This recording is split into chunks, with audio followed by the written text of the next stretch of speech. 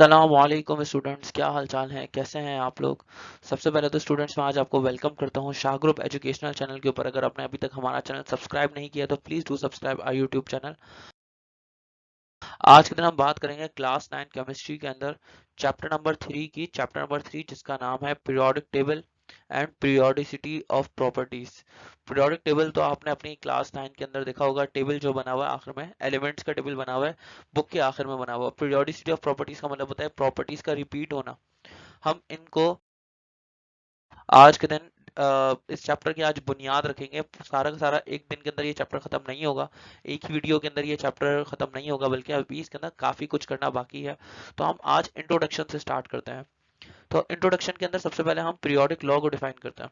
सही ना students, periodic law को डिफाइन करते हैं। फिर आज के दिन हम इस चैप्टर का इंट्रोडक्शन पढ़ेंगे, पीरियोडिक लॉ पढ़ेंगे और इसकी हिस्ट्री पढ़ेंगे इस चैप्टर की। सही ना।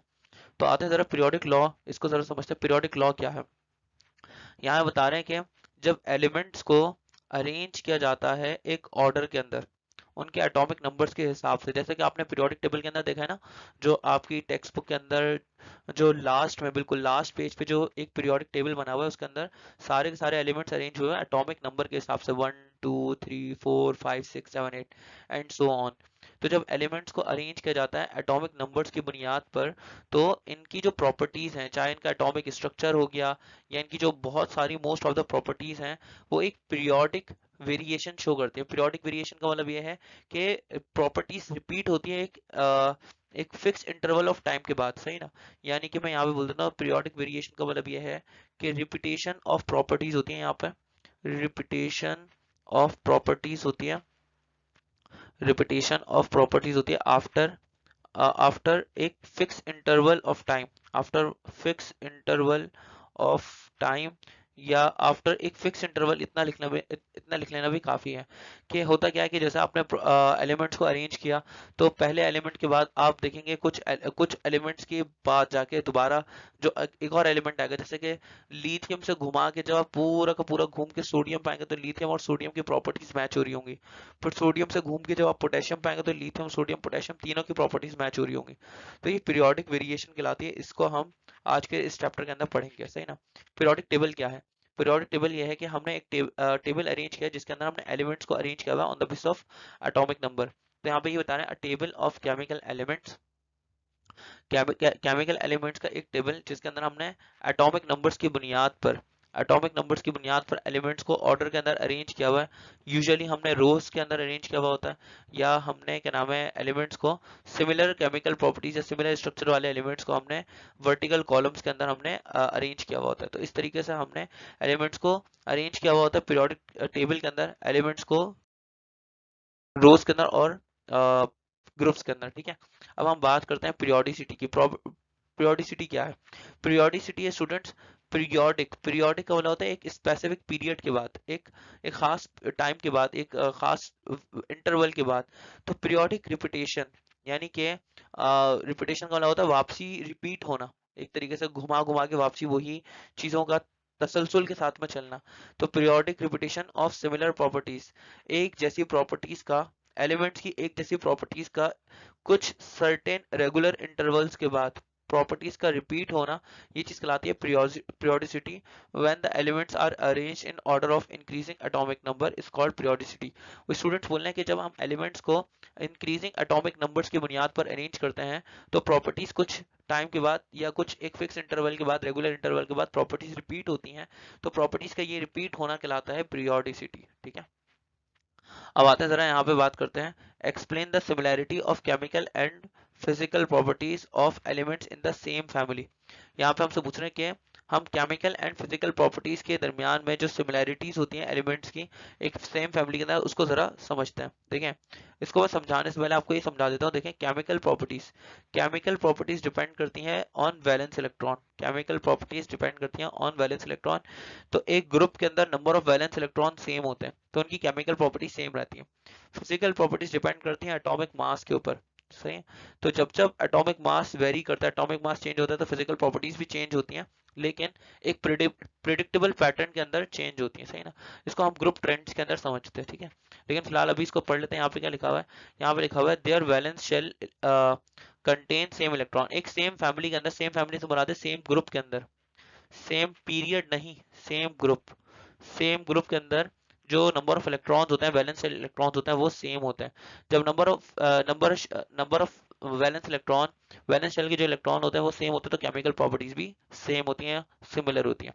यहाँ पे आगे लिखा हुआ है they show same valence shell electronic configuration, एक ही बात है, same valence shell electronic configuration show करते हैं, सेम वैलेंसी शो करते हैं, एक ही ग्रुप वाले एलिमेंट्स, और एक तरीके से सेम स्टेट शो करते हैं मोस्टली, यानी सारे सॉलिड्स में होंगे या सारे लिक्विड में होंगे या सारे गैसेस में होंगे मोस्टली, जरूरी नहीं है, बहुत सारी जगहों पर डिफर भी करते हैं, जैसे हेलोजेंस के अंदर डिफर करते हैं, नाइट्रोजन फैमिली के अंदर डिफर करते हैं, कार्बन फैमिली के अंदर मेटल और नॉन मेटल्स की स्टेट डिफर करती है, ये सीन है, कहीं कहीं पे डिफर भी करते हैं। तो they show variations in their properties as we go down the group, ये जो है प्रॉपर्टीज के अंदर वेरिएशन शो करते हैं, यानी कि प्रॉपर्टीज एक रेगुलर इंटरवल ऑफ टाइम के बाद चेंज हो रही होती हैं, रिपीट हो रही होती हैं, फिजिकल प्रॉपर्टीज, कौन सी properties, physical properties, not chemical properties, down the group जाने में फिजिकल प्रॉपर्टीज चेंज हो रही होती हैं, ठीक है। और ये सेम रिएक्टिविटी एक तरीके से शो कर रहा होता है, क्योंकि केमिकल प्रॉपर्टी तकरीबन तकरीबन सेम है। स्टूडेंट्स अब हम यहाँ पर एक क्वेश्चन नंबर 5 पे आ गए। क्वेश्चन नंबर 5 ये कह रहा है justify that periodicity of properties dependent upon number of protons in an atom. बोल रहे हैं कि जस्टिफाई करें कि जो एटम की प्रॉपर्टीज हैं, एटम की जो प्रॉपर्टीज हैं या एलिमेंट की जो प्रॉपर्टीज हैं या पीरियोडिसिटी ऑफ प्रॉपर्टीज है, वो बेसिकली डिपेंड करता है नंबर ऑफ प्रोटॉन्स कितने मौजूद हैं एक एटम के अंदर। तो देखिए यहाँ पे लिखा हुआ atomic number is the fundamental property, एक फंडामेंटल प्रॉपर्टी है, बुनियादी प्रॉपर्टी है, because it increases regularly. Atomic number जो होता है वो रेगुलर तरीके से इंक्रीज होता है एलिमेंट टू एलिमेंट, यानी कि 1 2 3 4 5 6 7 इस तरह से एलिमेंट टू एलिमेंट या एटॉमिक नंबर ग्रेजुअली इंक्रीज होता रहता है, और ये फिक्स है हर एलिमेंट के लिए। जैसे हाइड्रोजन का 1 है, हीलियम का 2 है, लिथियम का 3 है, बेरिलियम का 4 है, इस तरह एंड सो ऑन, कार्बन का 6 है, वगैरह वगैरह। तो it was noticed in arrangement of elements, ये नोटिस किया गया था, ये एक शख्स ने नोटिस किया था, उन शख्स का नाम था हेनरी मॉजले। ये मैं नाम आपको बताता हूँ, चैप्टर के अंदर बाद में आगे नाम आएगा, हेनरी मॉजले, सही ना। इन शख्स का नाम था हेनरी मॉजले। इन्होंने ये नोटिस किया था कि जब हम एलिमेंट्स को अरेंज करते हैं एटॉमिक नंबर के हिसाब से, लेफ्ट टू राइट अरेंज करते हैं एक हॉरिजॉन्टल रो के अंदर, तो प्रॉपर्टीज जो एलिमेंट्स की वो रिपीट होना शुरू हो जाती हैं एक रेगुलर इंटरवल के बाद। तो जब प्रॉपर्टीज रिपीट होना शुरू होती है एक रेगुलर इंटरवल के बाद, तो उन्होंने बोला कि भैया जो रीजन है एलिमेंट्स का वो सेम प्रॉपर्टीज का और सेम इलेक्ट्रॉनिक कॉन्फ़िगरेशन का, के एलिमेंट्स की जब जिन जिन एलिमेंट्स की प्रॉपर्टी सेम है, उनकी इलेक्ट्रॉनिक कॉन्फ़िगरेशन सेम है, तो बेसिकली उन एलिमेंट्स को उठा के उन्होंने प्लेस कर दिया सेम ग्रुप में। तो इस तरह से हम ये कर सकते हैं कि एटॉमिक नंबर के हिसाब से नंबर ऑफ एटॉमिक नंबर के हिसाब से प्रॉपर्टीज वो होती हैं, चेंज होती हैं, प्रॉपर्टीज एटॉमिक नंबर के ऊपर डिपेंड करती हैं, लेकिन एक खास इंटरवल के बाद ये प्रॉपर्टीज रिपीट होना शुरू होती हैं, which is called periodicity. Students अब हम बात करेंगे ओल्ड पीरियोडिक अरेंजमेंट्स की, यहाँ से हिस्ट्री थोड़ी सी स्टार्ट हो रही है। सबसे पहले पीरियोडिक क्लासिफिकेशन पेश करने वाले शख्स का नाम था डॉबरिनर। डॉबरिनर ने लॉ ऑफ ट्राइट पेश किया था, हमने डॉबरिनर लॉ ऑफ ट्राइट को समझना है। डॉबरिनर जो जोहानन डॉबरिनर थे, इन्होंने 1829 के अंदर एक अटेम्प्ट करी थी एलिमेंट्स को ट्राइट्स के अंदर क्लासिफाई करने की। ट्राइट्स का मतलब क्या होता है, एलिमेंट्स को तीन तीन के ग्रुप्स में बांटने की इन्होंने कोशिश करी थी। ट्राइट क्या है, ट्राइट एक ऐसा ग्रुप है जिसके अंदर हर ग्रुप पे तीन तीन एलिमेंट्स होंगे, और उन एलिमेंट्स को अरेंज क्या होगा इन order of increasing atomic mass. Atomic mass के इंक्रीजिंग ऑर्डर पे हमने इन ट्राइट्स को अरेंज किया हुआ होता है। अब इनकी स्टेटमेंट क्या थी, इनकी स्टेटमेंट ये थी कि अगर आपने तीन एलिमेंट्स को अरेंज किया हुआ, ये फर्स्ट एलिमेंट हो गया, ये सेकंड एलिमेंट, ये थर्ड एलिमेंट, अगर मान लें आपको पहले एलिमेंट का एटॉमिक मास पता है, पहले एलिमेंट का एटॉमिक मास पता है और आपको थर्ड एलिमेंट का एटॉमिक मास पता है, तो आप इन दोनों का एटॉमिक मासेस का एवरेज निकाल लें। जब इनका एटॉमिक मास का एवरेज निकालेंगे तो आपको सेकंड एलिमेंट का एटॉमिक मास पता लग जाएगा। सेकंड एलिमेंट का जो एटॉमिक मास होगा बेसिकली एवरेज होगा of the first and third atomic mass, ठीक है ना। इस तरीके से इन्होंने अपना स्टेटमेंट पेश किया था। तो स्टेटमेंट यह है, central element of each set of triad, हर ट्राइट का हर ट्राइट का जो एक सेट है उसके अंदर जो सेंट्रल एलिमेंट है, उस सेंट्रल एलिमेंट का एटॉमिक मास ऑलमोस्ट बराबर होगा, अर्थमेटिक मीन के बराबर होगा of the atomic mass of the two other elements. यानी कि बाकी दो एलिमेंट्स का आप क्या निकाल लें, पहले और तीसरे एलिमेंट्स का आप एटॉमिक मासेस का एवरेज निकाल लें, तो इनका अर्थमेटिक मीन जो निकलेगा, इनका जो एवरेज निकलेगा, वो सेंट्रल एलिमेंट का एटॉमिक मास के बराबर निकलेगा। एग्जाम्पल देते हैं। यहाँ पे लिथियम, सोडियम और पोटेशियम की बात करते हैं। देखिए थोड़ी देर के लिए मान लें कि आपको सोडियम का एटॉमिक मास नहीं पता, तो आप लिथियम का एटॉमिक मास और पोटेशियम का एटॉमिक मास इनका एवरेज निकालें। जैसे कि 7 और प्लस 39, इन दोनों को ऐड करें और 2 से डिवाइड कर दो। 7 प्लस 39 हो जाएगा 46, 46 डिवाइड बाई 2 आएगा 23। तो सोडियम का एटॉमिक मास 23 निकल आएगा। इस तरीके से डॉबरनर लॉ ऑफ राइट काम कर रहा था, लेकिन ये हर जगह पे लागू नहीं हो पाया, इसलिए ये फेल हो गया। अब आते हैं, इसके बाद एक लॉ पेश किया गया था 1864 के अंदर। 1864 में जिन शख्स ने लॉ पेश किया उन शख्स का नाम था न्यूलैंड्स, सही ना। न्यूलैंड्स की हमने स्टेटमेंट समझनी है। न्यूलैंड्स की स्टेटमेंट को हमने न्यूलैंड्स लॉ ऑफ ऑक्टेव्स को एक्सप्लेन करना with the help of example. तो आइए जरा स्टूडेंट्स बात करते हैं न्यूलैंड्स लॉ ऑफ ऑक्टेव्स की, इनके इंट्रोडक्शन की बात करते हैं। देखिए न्यूलैंड्स ने 1864 के अंदर, न्यूलैंड्स जो होता है वो एक, आप भी समझ लें, एक इंग्लिश केमिस्ट है। 1864 के अंदर इन्होंने एक बहुत जबरदस्त तरीके से एक रिलेशन डिस्कवर किया एटॉमिक मासेस के दरमियान में और प्रॉपर्टीज ऑफ एलिमेंट्स के दरमियान में। हुआ क्या था, इन्होंने सारे एलिमेंट्स को जो इनके टाइम पे डिस्कवर्ड हुए थे एलिमेंट्स, तकरीबन 60 के करीब एलिमेंट्स डिस्कवर हुए थे, उन्होंने सारे एलिमेंट्स को एक लाइन के अंदर लिखना शुरू कर दिया, पूरे पीरियड के अंदर लिखना शुरू कर दिया। और उन्होंने नोट किया कि जब ये एलिमेंट्स को इंक्रीजिंग एटॉमिक मासेस के हिसाब से अरेंज करते हैं तो प्रॉपर्टीज हर 8 एलिमेंट के बाद प्रॉपर्टीज रिपीट होती हैं। जैसे कि पहले एलिमेंट की जो प्रॉपर्टी है और 8वें एलिमेंट की जो प्रॉपर्टी होगी वो सेम होगी। अगर आप दूसरे एलिमेंट से स्टार्ट करें, दूसरे एलिमेंट से आते आते 9वें एलिमेंट पे पहुंच के जो प्रॉपर्टीज होंगी वो रिपीट होना शुरू हो जाएंगी। तो आप ये कह सकते हैं हर 8 एलिमेंट पे प्रॉपर्टीज रिपीट होती है, तो उन्होंने इसको लॉ ऑफ ऑक्टेव का नाम दिया। ऑक्ट मतलब 8। तो उन्होंने यही स्टेटमेंट पेश करी थी, if elements are arranged in order of their increasing atomic masses, अगर एलिमेंट्स को अरेंज कर दिया जाए उनके एटॉमिक मासेस की बुनियाद के ऊपर, इंक्रीजिंग एटॉमिक मासेस की बुनियाद पर एलिमेंट्स को अरेंज कर दिया जाए, तो प्रॉपर्टीज हर 8वें एलिमेंट की सिमिलर होंगी जैसे कि पहले एलिमेंट की प्रॉपर्टीज थी। तो properties of 8th element is similar to those of the first. This is called Newlands law of octaves. ये जो न्यूलैंड की ऑब्जर्वेशन थी, उन्होंने ऑब्जर्व किया था कि प्रॉपर्टीज एलिमेंट्स की रिपीट हो रही है हर 8वें एलिमेंट पे। तो 8 नोट को ऑक्टेव कहा जाता है म्यूजिक के अंदर, तो इसलिए इन्होंने इस लॉ को कहा न्यूलैंड्स लॉ ऑफ ऑक्टेव्स। ठीक है, इसी एग्जांपल देख लें स्टूडेंट आप। जैसे कि फॉर सपोज यहाँ पर आप म्यूजिक के अंदर देखें, ये क्या है, सारे गा मा पा धा नी सा, सही है। सारे गा मा पा धा नी सा, ये म्यूजिक का है, सही है। इसी तरह से यहाँ पे एग्जाम्पल के अंदर अगर आप देखेंगे तो यहाँ पे लिथियम आया, फिर बेरिलियम आया, फिर बोरॉन आया, फिर कार्बन, कार्बन और कार्बन के बाद नाइट्रोजन, नाइट्रोजन के बाद ऑक्सीजन, ऑक्सीजन के बाद फ्लोरीन। ठीक है ना। तो इस तरह से ये 7 एलिमेंट्स हो गए, 1 2 3, फिर 4, फिर क्या हो गया 5 6 7। अब 7 के बाद जो 8वां एलिमेंट होगा उसकी प्रॉपर्टीज मैच कर जाएंगी फर्स्ट वाले एलिमेंट से।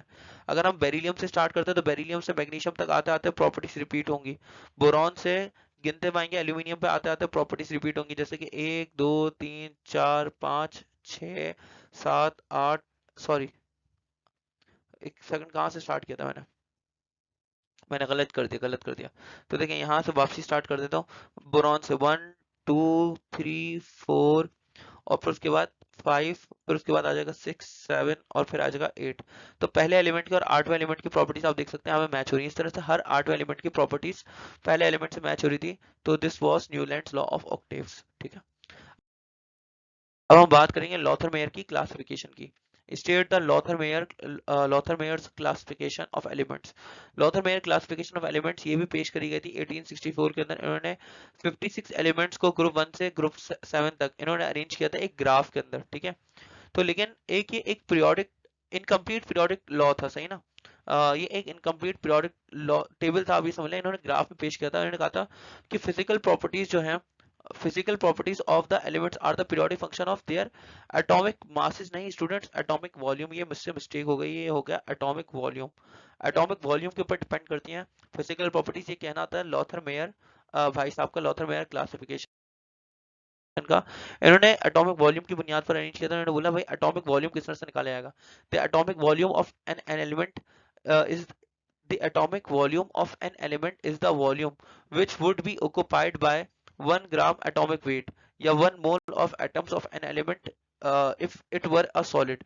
अगर इन्होंने एटॉमिक वॉल्यूम किस तरह से, इस तरह से डिफाइन किया कि अगर हम क्या करें, किसी भी एलिमेंट का 1 मोल ले लेते हैं और वो उस 1 मोल को हम सॉलिड फॉर्म में लेते हैं, तो वो कितना वॉल्यूम ऑक्युपाई करेगा, कितनी जगह घेरेगा, उसका 1 ग्राम एटॉमिक मास कितनी जगह घेरेगा। तो उसके हिसाब से उसका एटॉमिक वॉल्यूम डिसाइड किया जाएगा। तो यहाँ पे फॉर्मूला क्या था एटॉमिक वॉल्यूम निकालने का, उन्होंने एटॉमिक वॉल्यूम निकाला कि gram atomic weight divided by उसकी डेंसिटी, उससे डिवाइड करेंगे तो हमारे पास एटॉमिक वॉल्यूम आ जाएगा। लेकिन बहरहाल ये लॉ बहुत जल्दी फेल हो गया, लॉथरमेयर का लॉ, क्योंकि ये एक तो इनकम्प्लीट था, फिर लोगों को ठीक से समझ में नहीं आया था ये लॉ ग्राफ पर प्लॉट किया होता, इसके बहुत सारे ड्रॉबैक्स थे, तो इसलिए ये फेल हो गया था। और नेक्स्ट लॉ जो आया था वो आया था मेंडलीव्स का पीरियोडिक लॉ, मेंडलीव्स का पीरियोडिक टेबल। हम उसको नेक्स्ट वीडियो के अंदर डिस्कस करेंगे, उसके एडवांटेजेस और डिसएडवांटेजेस के साथ। अगर आपको स्टूडेंट्स हमारी वीडियो पसंद आती है तो हमारे चैनल को, शाह ग्रुप एजुकेशनल चैनल को सब्सक्राइब करना ना भूलिएगा। मैं आपसे मिलता हूँ नेक्स्ट वीडियो के अंदर। Thank you so much for watching. Okay, Allah Hafiz.